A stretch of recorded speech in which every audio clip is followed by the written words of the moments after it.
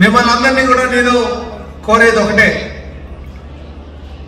ఒక 3 పార్టీల కలయికలో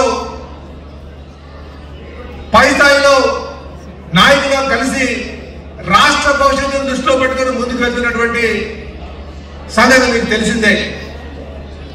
కానీ 3 పెద్ద పార్టీలు కలిసిన తర్వాత కింద స్థాయి వరకు ఒక్కోసారి చిన్న ఇబ్బందులు ఉంటుంది. అలాంటివన్నీ కూడా మనసులో తీసేసి మనమందరం కూడా కలిసికట్టుగా పార్టీలకు అధినాయకులు ఆలోచనకు అనుగుణంగా చిన్న చిన్న పొరపచ్చులున్నా తప్పులున్నా పెద్ద మనసు చేసుకొని మన కూటమి యొక్క లక్ష్యాన్ని కింద స్థాయి వరకు కూడా కలిసికట్టుగా వెళ్ళి విజయం సాధించాల్సినటువంటి అవసరం ఉందని చెప్పి సందర్భంగా తెలియజేస్తాను. ఎందుకంటే 3 పార్టీలు కూడా పెద్ద పార్టీలే, నాయకులు కూడా భారీ సంఖ్యలో ఉన్నారు. వాళ్ళు ఒకరి ముందు వెనకడం పిలవడం అయింది. అందుకే నేను వేదిక మీద ఉన్నటువంటి ప్రతి ఒక్కరికి కూడా, లేకపోతే ఎవరినైనా పొరపాటున పిలకపోవడం వల్ల మనస్తాపం చెప్పి కిందన్నటువంటి వారికి కూడా నేను అన్నిదా భావించద్దని చెప్పి ఈ సభాముఖంగా నేను కోరుతున్నాను. ఎందుకంటే మన లక్ష్యం ఈ నియంత్రైనటువంటి జగన్మోహన్ రెడ్డిని ఇంటికి పంపించడం. ఒక్కొక్క సందర్భంలో మన లక్ష్యాలు చేరుకున్నటువంటి సందర్భంలో కొన్ని త్యాగాలు చేయాల్సినటువంటి అవసరం ఉంది. ఈ వేదిక మీద నాకు 3 పార్టీ నా అధినాయకులు సీట్ ఇచ్చారు కనుక నేను ఈరోజు క్యాండిడేట్గా నేను ఉన్నాను.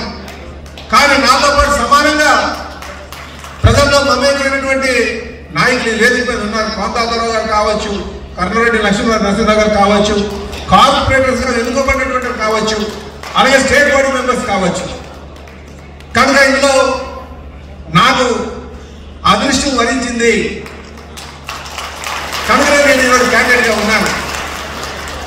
అందుకే ఈ సందర్భంగా నేను తెలుగుదేశం పార్టీ జాతీయ అధ్యక్షులు శ్రీ నారా చంద్రబాబు నాయుడు గారికి నేను ప్రత్యేకంగా ధన్యవాదాలు తెలియజేసుకుంటున్నాను.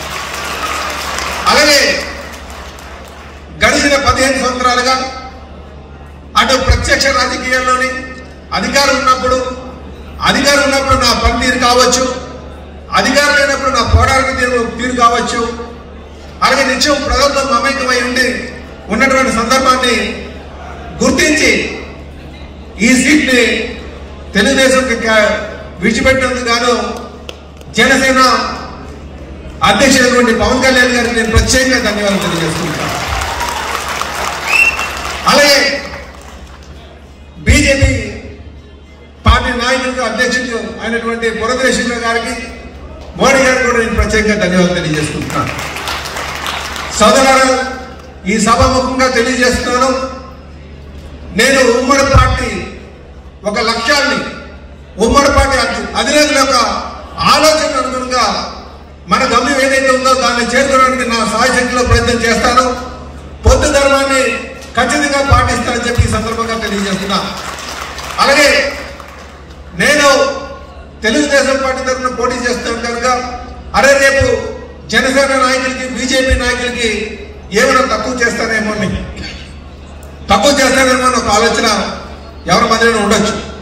నేను ఈ సభాముఖంగా తెలియజేస్తాను, అందరికీ కూడా 3 పార్టీ నాయకులు కూడా సముచిత స్థానం కల్పిస్తారని చెప్పేసి కూడా ఈ సందర్భంగా తెలియజేస్తాను. నేను అధికారం వచ్చిన తర్వాత కనుక అలాంటి ఏమి మనసులో పెట్టుకోవద్దని చెప్పి తెలియజేస్తున్నాను. సోదరులారా, ఇంకా ముందుకెళ్తే మనం 3 పార్టీలు కూడా కలిసే కనుక మన విజయం చాలా సునాయాసం అనే ఒక ఆలోచనలో ఉన్నాం.